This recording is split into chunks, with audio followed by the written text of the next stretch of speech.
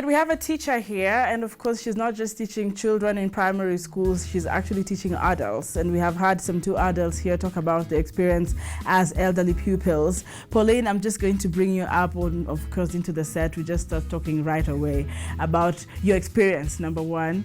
Before that, just introduce yourself and what you do, and what foundation you're representing. Okay. Yes. My name is Pauline Wanjiru Kanyenje. I'm a teacher by profession, and I also work with Kappa Oil Refineries as a sales person, and I'm glad to be here. I'm also a teacher, adult teacher. Yes. Which is the program you work with in the adult education? There is transformative. Yeah, that's what we were. It's a program that has been running for 3 years. We completed the first slot this year. They did the exams, but currently we don't have another intake. We want to first of all finish up with the slots that we have 2 slots. Okay. We have one that is going to do the exams next year in April, and the other one is going to do the exams in September next year. So when you talk about these exams, are we talking about both KCP and KCSE levels, or just? Yes. KCSE and KCP. Yeah. So what does it take for somebody, an adult, to enroll? I just want to really talk about the adult education. Okay.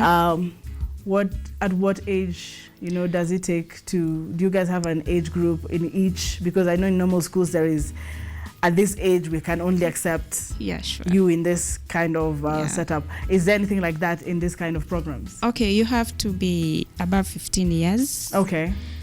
Specifically, you must have an ID, because we are dealing with adults, so we are not dealing with teenagers, because I think teenagers should join the normal curriculum.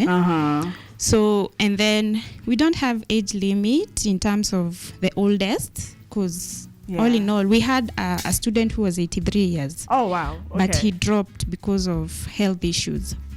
Yeah. So that's the highest you have actually admitted? Yes, 83 years, yeah. John here is your student. He was 62. Yes. You look younger, way younger. Yeah. How is that relating with your students? Is there a chord? Okay, it's a bit interesting dealing with adults. Sometimes it's hard because, this is an adult program. They don't pay anything. It's free. Oh, it is free? Yeah, okay. It's sponsored by the government. So you just pay for exams, which is 100 shillings. Nice. So sometimes, you find someone who is demeaning you to some extent because he's older than you. So there's some things you cannot tell them. Another thing, you cannot punish them. Oh, you cannot punish them? Yes, you can't. So what? So then, okay. So you have to cope with them. If they don't do the assignment, you cannot tell them to kneel down. So you have to cope with them. If they tell you we didn't have power, my husband didn't want me to do the work yesterday, so you just cope with them. Wow. Okay, so you just cope with them. Yes. Oh, okay. That's interesting. Yeah. But then about the examinations, though, does it then matter to you if they underperform?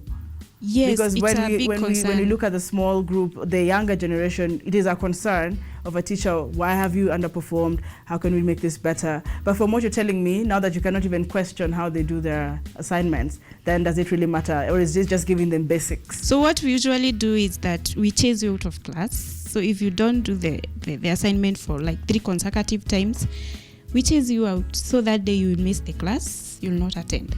All right. Now that's tomorrow you'll upgrade. So that is the highest form of punishment that can happen. Yes.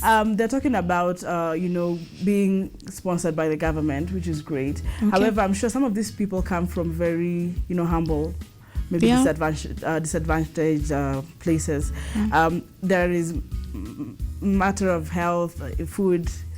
I know there are certain schools that offer lunch and all. Sure. But children are more looked at carefully. I don't know if you guys in these programs also cater for things like that. So what we did is that we decided let it be evening classes. Okay. So we would begin at 5:30 to 7:30, which we know that time you're okay, you're out of work, you're going back home. So hatutakuwa na hiyo stress ya lunch, But now we are introducing another program, which is in collaboration with the Ruiru Sub-County. Maria is the patron. She's the director Ministry of Education, Ruiru Sub-County. So we want to start a program at Dorice because we discovered that there's dust of going back to school. Oh, the elder people want to go back to school. People are demanding for that. Yes. So we are planning to begin a program there, of which we have not decided whether we will be doing it full time or maybe to be part time in the evening. But enrollment is ongoing. You can enroll, but that one is not free. You pay 3,000 per month.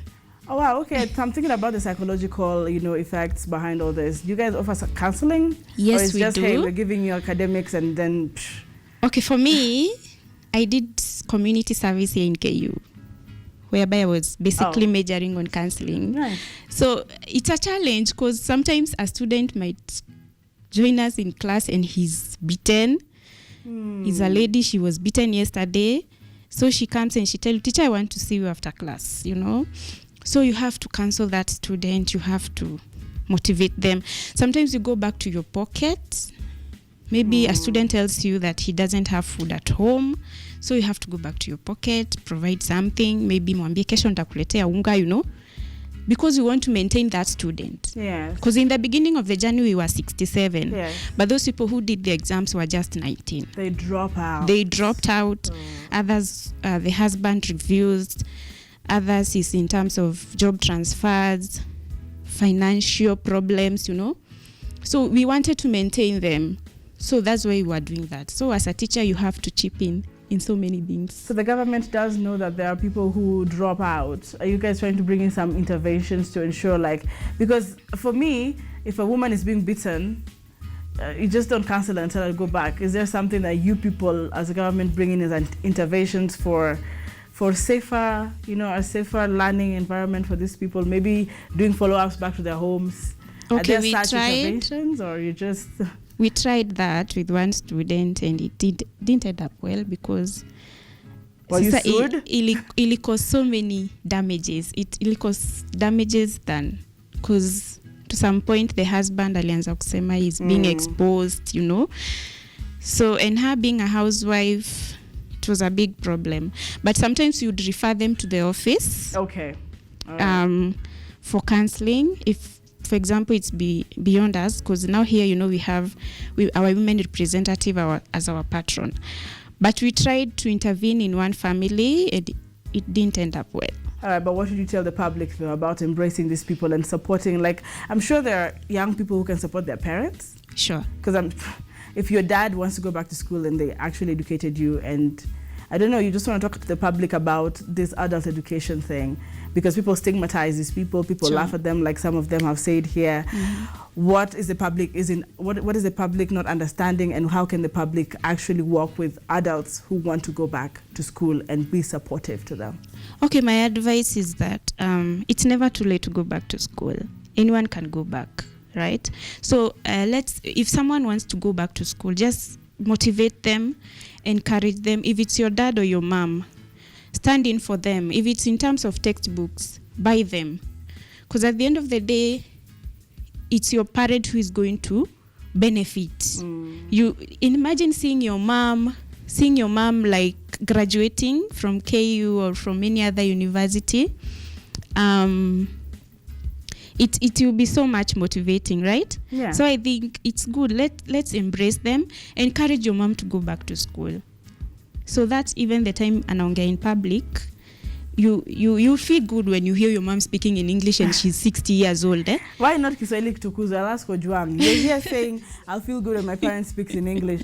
Why wouldn't I not feel good when my parents just speak in fluent Kiswahili and give their speeches? Pauline, Juang is watching.